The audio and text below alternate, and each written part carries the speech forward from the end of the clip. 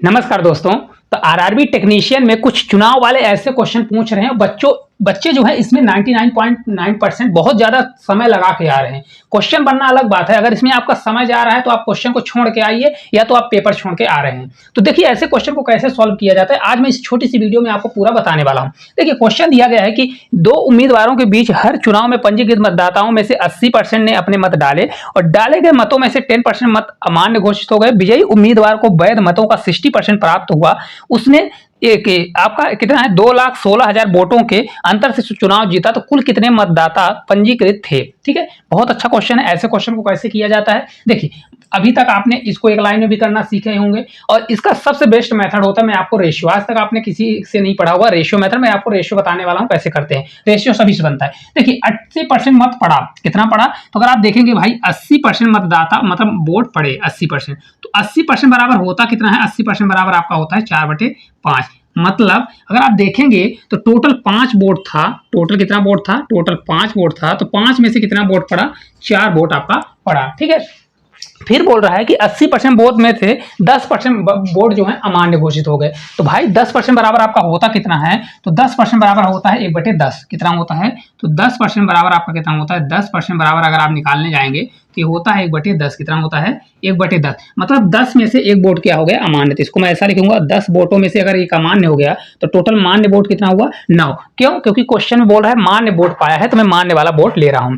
फिर आगे बोल रहा है वैध मतों का 60% प्राप्त हुआ, मतलब जो विजयी उम्मीदवार है उसको 60% वोट प्राप्त हुआ। तो बहुत से लोग क्या करेंगे भाई, 100% 100 में 60 को घटाएंगे, 40 आएगा, फिर दोनों का अंतर लेंगे। ऐसा नहीं करना है, पेपर छूट जाएगा आपको। देखिए क्योंकि विनिंग जो होता है वो 50% से जो जितना ज्यादा पाता है वही जीत होता है। 50% 50-50, तो 50% कितना ज्यादा है भाई, 10% ज्यादा है, तो 10 का 2 गुना कर दीजिए भाई। 60 जो है 50 से 10 ज्यादा है, 10 का 2 गुना 20%। तो 20% बराबर कितना होता है, 1/5 निकालना है तो निकाल लीजिए भाई। 20% बराबर आपका कितना हो जाएगा, तो 20% बराबर हो जाता है 1/5। मतलब टोटल अगर 5 वोट थे उसमें से एक वोट के अंतर से जीता, तो 5 में से कितने वोट से जीता, एक वोट से जीत गया। ठीक है, अब कुछ नहीं करना, इनका क्या कर लीजिए, मल्टीप्लाई। अगर जो कट हो रहा है तो कट भी कर सकते हैं, नहीं कट करना ना करिए। देखिए 5 5 25, तो आपका हो जाएगा 25 होगा, और 10 में मल्टीप्लाई करेंगे तो आपका 250 हो जाएगा, और 9 से 4 बार आपका जाएगा तो ये 36 हो जाएगा। कितना हो गया, ये 36 हो गया। ठीक है, अब देखिए उसको लास्ट में कितने वोटों से जीत गया, इतने वोटों से वो जीत गया, जबकि वो लास्ट में 36 वोट पाया। तो इसके बराबर मैं करूंगा,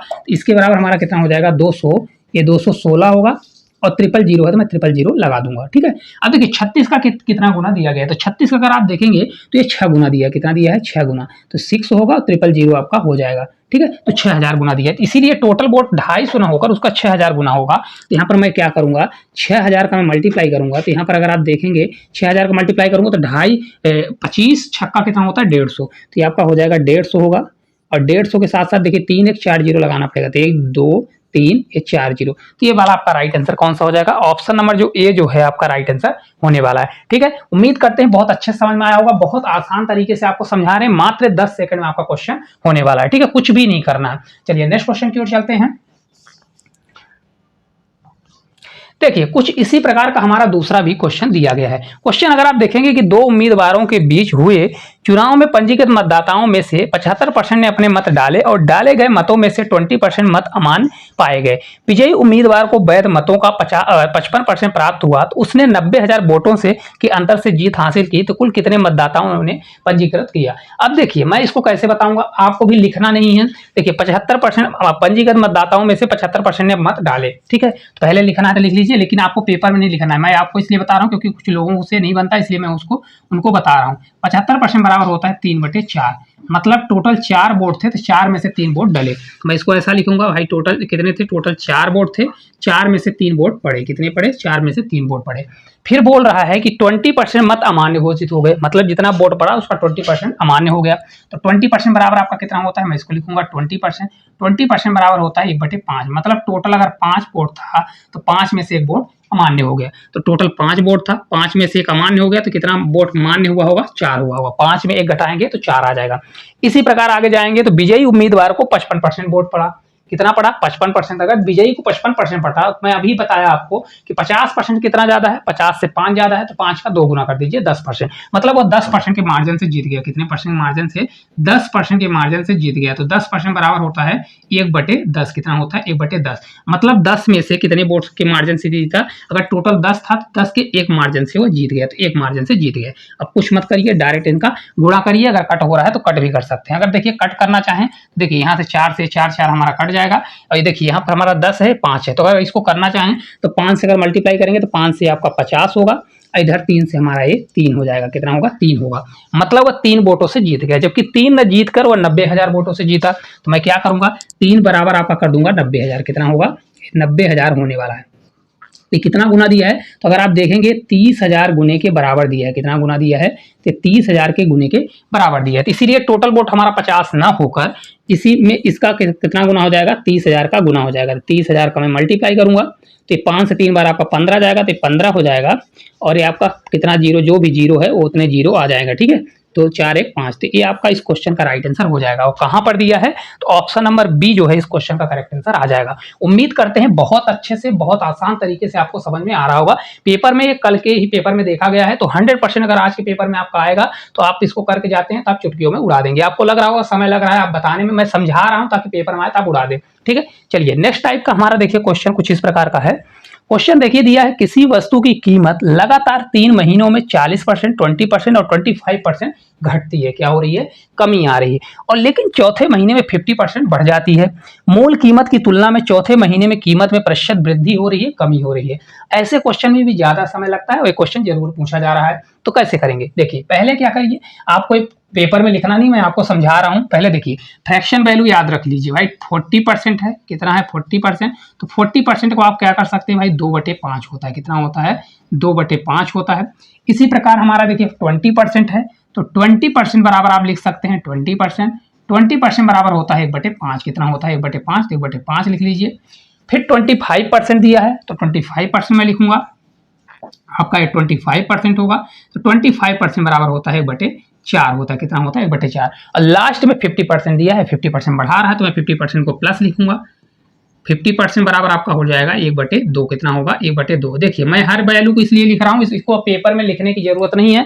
अगर आपसे बनता है तो इसको स्किप कर सकते हैं, क्योंकि कुछ लोगों से नहीं बनता, उनके लिए है कि ताकि उनको पता चले कि कहाँ से स्टेप आया है। ठीक है, अब देखिए 40% कमी हुई, तो मैं क्या करूंगा भाई, टोटल रखूंगा और रिमेनिंग रखूंगा। यहाँ पर मैं टोटल रखता हूँ कि भाई टोटल हमारे पास कितना था और रिमेनिंग हमारे पास कितना था। ठीक है, कलर चेंज कर देते हैं बहुत से लोगों को।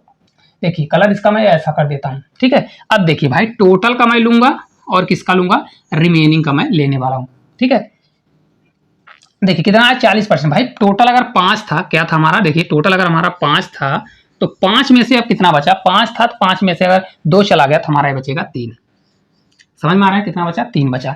इसी प्रकार 25% की कमी हुई, 25% बराबर 1/5। तो टोटल अगर 5 था, 5 पर 1 की कमी, तो कितना बचेगा? 4 बचेगा। कितना बचेगा? 4 बचेगा। ठीक है, फिर इसी प्रकार दिया 25%। कितना दिया? 25%। फिर कमी हुई तो 1/4, 4 में 1 की कमी होगी, तो 4 से कितना हो जाएगा हमारा? ये 3 हो जाएगा। कितना हो गया? 3 हो गया।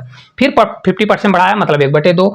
2 में 1 बढ़ा दिया तो 2 था, 2 में 1 बढ़ा दिया तो हमारा कितना हो गया? ये आपका 3 हो गया। ठीक है, अब इनका मल्टीप्लाई कर लीजिए। मल्टीप्लाई करेंगे, देखिए किसी से कट रहा है, जो जिससे कटे उसको कट कर दीजिए। देखिए यहाँ से 4 से हमारा 4 कट जाएगा, 4 से 4 कट गया, फिर कुछ भी नहीं कट रहा। 5 से 5 25, 25 से 2 बार जा रहा है तो 50 हो रहा है।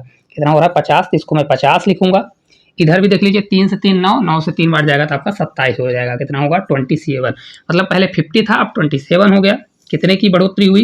वो कमी आ गई। तो अगर आप देखेंगे तो 23 की कमी आ गई। कितने की कमी आ गई? 23 की कमी आ गई।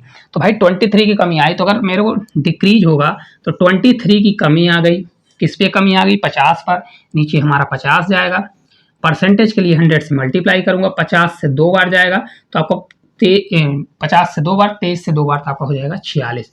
लेकिन यहाँ पर देखिए 46% क्या आएगा? आपका डिक्रीज आएगा, क्योंकि ये कमी आई है। क्या हुआ है? कमी। तो ऑप्शन नंबर ए जो है हमारा राइट आंसर हो जाएगा। ठीक है, क्योंकि ये देखिए अगर स्टेप आपको हटाना है तो हटा सकते हैं, स्क्रीनशॉट लेना ले लीजिए, नहीं तो आपको पीडीएफ यहाँ पर मिल जाएगी। ठीक है, चलिए अगले क्वेश्चन की ओर। देखिए सेम इसी प्रकार का क्वेश्चन है, अगला क्वेश्चन भी हमारा क्वेश्चन है।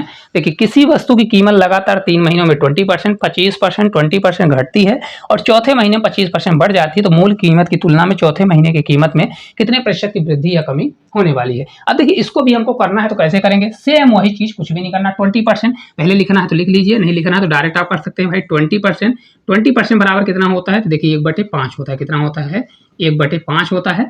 और 25% बराबर कितना होता है, तो 25% बराबर अगर आप देखेंगे तो ये होता है 1/4। कितना होता है, 1/4 होता है। ठीक है। अब देखिए कोई चीज मतलब 20% पहले कमी हुई, तो कोई चीज पहले 5 थी, 5 पर 1 की कमी हुई तो कितना हुआ, 4 हो गया। ठीक है। फिर आगे बोला फिर 25% कमी हुई, 25% बराबर 1/4, तो 4 पर 1 की कमी हुई तो कितना हुआ, ये 3 हो गया। ठीक है। फिर बोल रहा है 20% की कमी, तो 20% बराबर 1/5, तो 5 में 1 की कमी होगी तो कितना हो जाएगा, फिर 4 हो जाएगा। ठीक है, समझिएगा अच्छे से। फिर लास्ट में फिर 25% बढ़ा रहा है, तो 25% बढ़ाएगा तो 4 पर 1 की बढ़ोतरी होगी, तो पहले 4 था, अब 4 पर 1 बढ़ गया, तो अब कितना हो जाएगा हमारा, ये 5 हो जाएगा।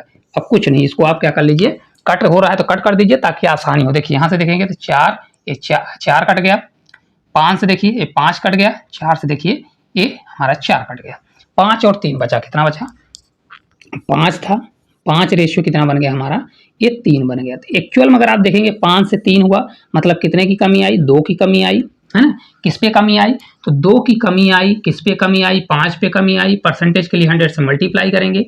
ठीक है, तो एक्चुअल में 2/5 ही हमारा होता है 40%। कितना होता है, 40%। लेकिन 40% का क्या होगा, डिक्रीज होगा। तो ऑप्शन नंबर ए जो है आपका इस क्वेश्चन का करेक्ट आंसर आ जाएगा। तो इस प्रकार जितने भी छोटे छोटे क्वेश्चन थे, सभी क्वेश्चन इस प्रकार से पूछे जा रहे हैं। अगर इसी प्रकार के छोटे छोटे टॉपिक आपको पढ़ना है तो आप इस क्लास को ज्यादा से ज्यादा शेयर करें। चैनल पर नए हो तो चैनल को सब्सक्राइब करें, और जल्द से जल्द हम आप लोगों के लिए बेस्ट से बेस्ट कॉन्सेप्ट देने, मतलब कंटेंट देने की तैयारी करने वाले हैं।